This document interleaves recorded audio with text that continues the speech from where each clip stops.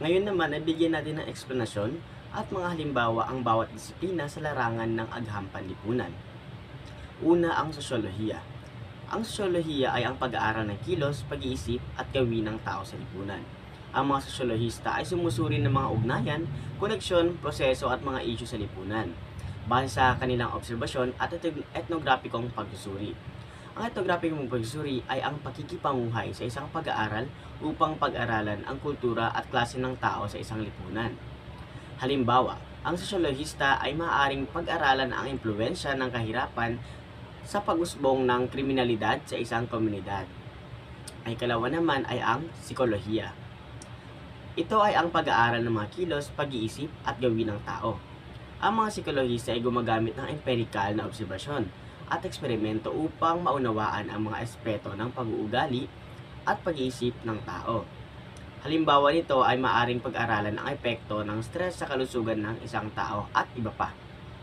Ikatlo ang linguistika. Ito ay ang pag-aaral ng wika bilang isang sistema, kasama ang kalikasan, anyo, estruktura at ang variasyon nito. Ang mga lingwista ay sumusuri ng mga tunog, estruktura at kahulugan ng wika.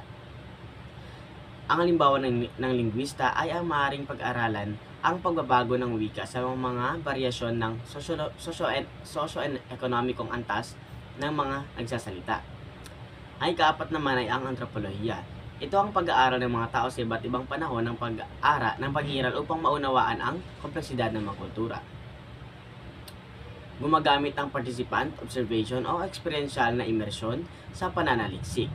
Halimbawa nito ay isang antropologo ay maaaring pag-aralan ang mga ritual at paniniwala ng isang katutubo o tribo sa Pilipinas. Ikalima naman ay ang kasaysayan. Ito ang pag-aaral ng nakaraan, pinagdaan ng pag-iiral ng mga grupo, komunidad, lipunan at ang pangyayari upang maiugnay ito sa kasalukuyan. Gumagamit ng lapit naratibo upang maipahayag ang mga pangyayari at ang kanilang implikasyon sa kasalukuyan. Halimbawa nito ay ang pag-aaral ng kasaysayan ng Pilipinas na nagbibigay sa atin ng kaalaman tungkol sa mga pangyayari tulad ng revolusyon, kolonisasyon at pagunlad ng lipunan. Ika-anim ay ang heograpiya. Ito ay ang pag-aaral ng malipunang sakop ng mundo upang maunawaan ang masalimuot na mga bagay kaugnay ng katangian at kalikasan.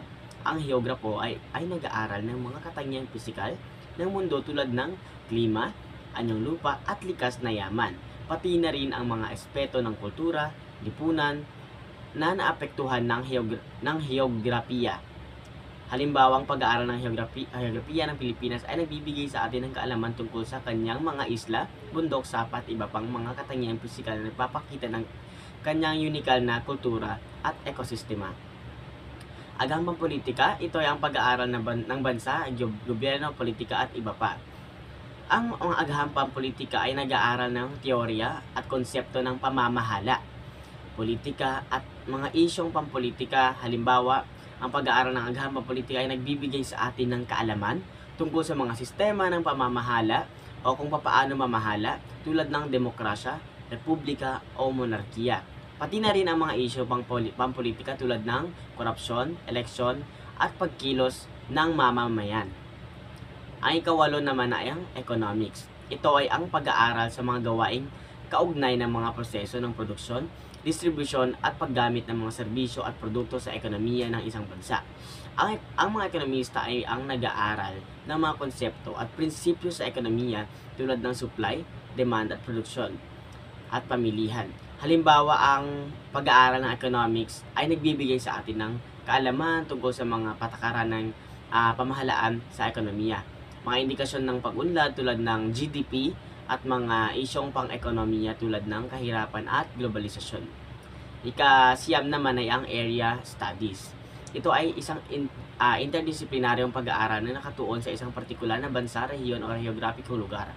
Ang mga pag-aaral ng larangang ito ay gumagamit ng kwalitatibo at empirikal na obserbasyon pagdating sa pag-imbestigasyon upang maunawaan ang mga aspeto ng kultura, lipunan, ekonomiya, politika at iba pang mga aspeto na nasabing lugar.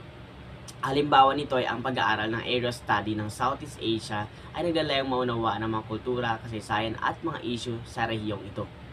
Ika-10 naman ay ang arkeolohiya. Ito ay pag-aaral ng mga relikya, labi at artifacts at monument na nauugnay sa nakaraang pamumuhay ng gawaing tao. Ang mga arkeologo ay gumagamit ng mga pamamaraan tulad ng paghuhukay, pagsusuri ng mga natagpuang mga bagay upang maunawaan ang kasaysayan, kultura at pamumuhay ng mga sinaunang lipunan. Ang halimbawa nito ang pag-aaral ng arkeolohiya ng Egypt, no? Hindi naman lingid sa ating kaalaman nito. Ito ay nagbibigay sa atin ng kaalaman tungkol sa mga pyramid, mga templo at iba pang mga gawaing istruktural na nagpapakita ng kahusayan ng sinaunang kabiasnan. Sa ika-11 naman ay ang relihiyon. Ito ay ang pag-aaral ng organisadong koleksyon ng mga paniniwala, sistemang kultural at pananaw sa mundo na nauugnay sa sangkatauhan at sangkamunduhan. Okay. Ang mga pag-aaral sa larang ito ay naglalayong maunawaan ang mga iba't ibang relihiyon, ang kanilang mga doktrina, ritual at mga implikasyon sa lipunan at kultura. Ang halimbawa nito ay ang pag-aaral ng relihiyon ng Buddhism ay nagbibigay sa atin ng mga kaalaman tungkol sa mga aral ni Buddha, mga ritual ng pagsamba at mga epekto nito sa mga bansa na may malaking populasyon ng mga Buddhist. Ang mga disiplina sa larang ito ay mahalaga sa pag-unawa at pag-aaral ng mga aspeto ng tao, lipunan at ekonomiya. Sa pamamagitan ng mga pag-aaral at pananalisik sa mga disiplinang ito, mas malalim na kaalaman at pag-unawa ang natatamo natin bilang isang estudyante sa mga pangyayari at proseso na nagpapakilos sa ating mundo. Ngayon naman, talakay natin ang anyo ng sulatin na naglalarawan ng iba't ibang katangian, format, layunin, wika, nilalaman at inaasahan. Mahalagang maunawaan natin ang mga ito upang malaman kung paano dapat isulat ang mga teksto at kung paano ito may papahayag ng epektibo. Ang proseso ng pagsulat ay maaaring simulan sa mga sumusunod na hakbang katulad ng una ay ang pagtukoy sa genre o anyo ng sulatin. Bago magsimula sa pagsulat, mahalagang malaman kung ano ang genre o anyo ng sulatin ang gagamitin. Ang iba't ibang anyo ng sulatin ay may mga katangian at estruktura na nagkaugnay sa kanilang layunin at nilalaman. Halimbawa, ang isang akademikong papel ay may ibang estruktura at estilo kumpara sa isang tula o salisay. Ang ikalawa naman ay ang pagtukoy sa pagtiyak ng paksa. Pagkatapos nating malaman ang genre o anyo ng sulatin, mahalagang pumili ng isang paksa na kaugnay sa layunin ng sulatin. No? Ang paksa ay dapat malinaw at tiyak upang maihanda ang mga datos at impormasyon na gagamitin sa pagsulat. Halimbawa, kung isusulat ang isang sanaysay tungkol sa kahalagahan ng pagbabasa, ang paksa ay dapat nakatuon sa mga benepisyo ng pagbabasa sa pag-unlad ng kaalaman at kaisipan ng tao. No? Ang ikatlo naman ay ang paglilinaw at pagtiyak sa paksang pangungusap. Sa bahaging ito ng proseso, mahalagang malinaw at tiyakin ang mga paksang pangungusap ng sulatin. Ang paksang pangungusap ay naglalaman ng pangunahing ideya o mensahe ng sulatin. Ito ang magiging gabay sa pagsusulat ng buong teksto at magbibigay ng direksyon sa pagpapahayag ng mga argumento o impormasyon. Ikaapat ay ang pagtiyak sa paraan ng pagkuha ng datos. Sa pagkuha ng datos, mahalagang piliin ang tamang paraan o pamamaraan na gagamitin. Maaaring gumamit ng mga pamamaraang pang-eksperto tulad ng panayam, survey o eksperimento katulad sa ginagawa natin sa research, di ba? So maaari rin gamitin ang mga sekundaryong sanggunian o references tulad ng mga aklat, journal o mga artikulo. Ang pagpili sa tamang paraan ng pagkuha ng datos ay nagbibigay ng sapat na suporta at ebidensya sa sulatin. Ikalima naman ay ang pagkalap ng datos bilang ebidensya at suporta sa thesis. Sa bahaging ito, ang mga manunulat ay maglilikom ng mga datos na magiging ebidensya at suporta sa thesis o pangunahing argumento ng sulatin. Ang mga datos na ito ay maaaring mula sa mga pananaliksik, mga estadistika, mga halimbawa o mga personal na karanasan. Ang paggamit ng mga datos bilang ebidensya ay magpapalakas sa argumento at magpapatunay na valid siya sa katotohanan ng mga pahayag na isinasaad sa sulatin. Ika-6 naman ay ang analysis ng ebidensya gamit ang lapit ng pagsusuling kwantitatibo, kwalitatibo, argumentatibo, deskriptibo at etnografiko. Sa bahaging ito, ang manunulat ay mag-aanalisa ng mga datos at ebidensya na nakalap. Maaaring gamitin ang iba't ibang lapit o pamamaraan tulad ng pagsusuri sa mga numerikal na datos o kwantitatibo. Pagsusuri sa mga kwalitatibong aspeto, ang pagpapahayag ng mga argumento at paninindigan, argumentatibo, paglarawan ng mga detalye, deskriptibo, o pag-aaral ng mga kultura at lipunan. Ito ay ang etnografiko. So, ang mga paggamit ng mga lapit na ito ay magbibigay ng mas malalim na pag-unawa at interpretasyon sa mga datos na nakalap. Sa G naman, ang pagsulat ng sulatin paggamit ang lohikal. Malinaw dapat, organisado, angkop sapat at ang wastong paraan ng pagsulat. Sa pagsulat ng sulatin, mahalagang gamitin ang lohikal na pag-iisip upang maipahayag ang mga ideya at argumento sa isang malinaw at organisadong paraan. Ang mga pangungusap at talata ay dapat na may wastong pagkakasunod-sunod at maayos na estruktura. Ang mga salita at terminolohiya ay dapat na nakaangkop at nauunawaan ng mambabasa. Mahalaga ring na magkaroon ng sapat na suporta at ebidensya sa bawat pahayag na isinasaad. Ang pagsusulat ay dapat na wasto sa paggamit ng wika, tuntunin ng balarila at iba pang mga aspeto ng pagsulat. Sa letter H naman ay ang pagsasaayos ng sanggunian at talababa sa mga ginagamit na sulatin ng ibang may akda. Sa paggamit ng mga sanggunian at talababa, mahalagang maayos at na ipapakita ang mga pinagmulan ng impormasyon at datos na ginagamit sa sulatin. Ito ay nagbibigay ng kredibilidad at pagkilala sa mga orihinal na may akda ng mga sulatin na ginagamit. Ang tamang paggamit ng mga sanggunian ay mahalaga sa pagsusulat upang maiwasan ang plagiarism na tinatawag natin at mapanatili ang integridad ng sulatin. Ang mga hakbang na ito ay mahalaga sa proseso ng pagsulat upang masigurong ang sulatin ay lohikal, malinaw, organisado, angkop, sapat at gusto. Sa pamamagitan ng maayos na pagsusulat, ang manunulat ay magiging epektibo sa pagpapahayag ng mga ideya at mensahe sa mamabasa. Susunod naman, ang pagsalin. Ang pagsasalin ay isa sa mga mahalagang proseso ng paglilipat ng kahulugan mula sa isang wika patungo sa iba pang mga wika. Ito ay may malalim na kasaysayan at tungkulin sa pagsulong ng wikang Pilipino ng ating kultura. So ano nga ba ito? Sa kasaysayan, ang pagsasalin ay naging isang pangunahing paraan ng pagpapalaganap ng mga kaalaman, kultura at panitikan. Noong mga unang panahon, ang mga tao ay gumagawa ng mga salin ng mga aklat at sulatin mula sa iba't ibang mga wika upang maipamahagi ang mga ito sa mas malawak na komunidad. Sa pamamagitan ng pagsasalin, ang mga ideya at kaalaman ay naipapasa mula sa henerasyon sa henerasyon patungo sa susunod pa. No? Ang pagsasalin ay mayroon ding mahalagang tungkulin sa pagsulong ng wikang Pilipino. Bilang isang bansa na may iba't ibang wika at dialekto, ang pagsasalin ay nagbibigay daan, kumbaga, sa pagkakaroon ng komunikasyon at pagkakaunawaan sa pagitan ng mga Pilipino na may magkakaibang wika. Ito ay nagpapahintulot sa atin na maka-access at maunawaan ang mga kaalaman at kultura mula sa iba't ibang wika sa bansa. Ang pagsasalin ay naglalarawan din ng kahalagahan ng multilingualismo at pagpapahalaga sa iba't ibang mga wika at kultura.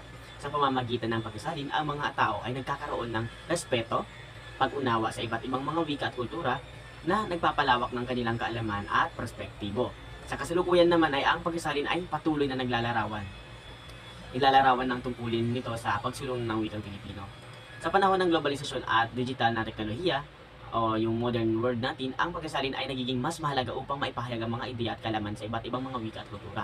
Ang mga profesional na tagasalin ay naglalaan ng kanilang kasanayan upang masiguro yung mga mensahe, na may pahayag ng tumpak at epektibo sa iba't ibang mga wika. Yan. Susunod naman ay ang mga unang pakahulugan ng pagsasalin. Ang unang pakahulugan ng pagsasalin ay nagpapahayag na pagsasalin ay naglalayon na lumikha ng pinakamalapit na natural na katumbas ng mensahe ng wika ng pinagmulan. Una sa kahulugan at pangalawa sa estilo. Ito ay nagpapahiwatig na ang pagsasalin ay hindi lamang tungkol sa pagsasalin ng mga salita, kundi higit sa lahat ay ang paghahanap ng katumbas na kahulugan at pagkakaunawaan ng mensahe. Halimbawa, kapag isinalin ang pahayag na "The sun is shining brightly" mula sa Ingles yon, patungo sa Filipino, ang malapit na at natural na katumbas nito ay ang araw ay kumikislap ng malakas. Yun ang kanyang salin. Ikalawa naman ay pagkahulugan ay nagpapahiwatig na ang pagkasalin ay nagiging posible dahil sa katumbas ng pag-iisip na naglalayag sa likod ng mga verbal na pahayag ito. Ito ay nagpapahiwatig na ang pagkasalin ay hindi lamang isang mekanikal na paglipat ng salita, kundi ang pag-unawa sa kultura, konteksto at iba pang aspeto ng wika na nagbibigay kahulugan sa mga salita. Halimbawa nito kapag ang isinalin ang pahayag na "I'm feeling blue", no? Mula sa Ingles patungo sa Filipino. Sa Filipino ang katumbas ng pag-iisip na nasa likod nito ay ang pagkaalam na ang pagsalin na nalulungkot ako, no, yung "I'm feeling blue", nagpapahiwatig ng kalungkutan at pagkabahala. Ang ikatlong pakahulugan ay nagpapahayag na ang pagkasalin ay nagpapalit ng isang teksto sa wika na tumatanggap na nagpapahayag ng parehong mensahe ng wika na pinagmulan. Ngunit ginagamit ang natural na gramatikal at leksikal na mga pagpili ng wika na tumatanggap. Ito ay nagpapahiwatig na ang pagsasalin ay hindi lamang tungkol sa pagsasalin ng mga salita, kundi pati na rin sa paggamit ng mga estruktura at salita na kaugnay sa wika ng tumatanggap. Okay, yung halimbawa nito kapag isinalin ang pahayag na the cat is sleeping on the bed. Mula sa English yun. So, i-translate natin mula sa Filipino, ang translate ito ay natutulog ang pusa sa kama. Gumagamit ng natural na gramatika at leksikal na pagpili ng Filipino. So, ikaapat ay ang pakahulugan ay nagpapahayag na ang pagkasalin na isang pagsisikap na palitan ang isang nakasulat na mensahe sa isang wika na parehong mensahe sa ibang wika. Ito ay nagpapahiwatig na ang pagkasalin na isang proseso ng paghahanap ng katumbas na pagpapahayag ng mensahe gamit ang ibang wika. Halimbawa nito kapag isinalin ang pahayag na Je t'aime mula sa Pranses patungo sa Ingles, ang pagkasalin na ito ay I love you. Yun ang kanyang pinapahiwatig. So ang mga halimbawa at eksplanasyon na nabanggit ko po kanina ay ang iba't ibang uri ng pagkasalin na naglalayong maipahayag ang parehong mensahe sa iba't ibang wika. Ang bawat uri ng pagkasalin ay may sariling pagkakaintindi, pamamaraan at layunin sa paghahatid ng mensahe sa ibang wika. Ngunit mahalagang mag-maintain kumbaga ang diwa ng mensahe. Bago ko i-end ang aking discussion, gusto kong ipasok muna ang iba't ibang uri ng pagkasalin. Una, ang salita o literal na pagkasalin. Ito ay isang uri ng pagsalin kung saan isinasalin ang bawat salita sa orihinal na wika ng direkta at literal na katumbas nito sa ibang wika. Ang layunin ng literal na pagsalin ay mapapanatili ang katumpakan ng mga salita, ngunit maaaring maging hindi natural o di formal ang resulta. No? Halimbawa, ang pagkasalin ng the cat is on the table mula sa English. Tapos i-translate natin siya into Filipino, ang pusa ay nasa mesa. Ay isang halimbawa ng salita o pagkasalin sa literal. No, ang ikalawa ay ang adaptasyon o pag-aangkop. Ito ay isang uri ng pagkasalin kung saan ibinabago o inaangkop ang mga salita, istruktura o ang estilo ng orihinal na teksto upang masunod ang mga panuntunan at kagamitan ng wika ng tumatanggap. Ang layunin ng adaptasyon ay mapanatiling natural at madaling maunawaan ang pagkasalin sa ibang wika. Halimbawa nito ang pagkasalin ng bonjour sa Pranses patungo sa Ingles bilang good day. No? Isang halimbawa ng adaptasyon o pag-aangkop. So yun lamang po ang aking tatalakayin ngayong araw. Marami pong salamat.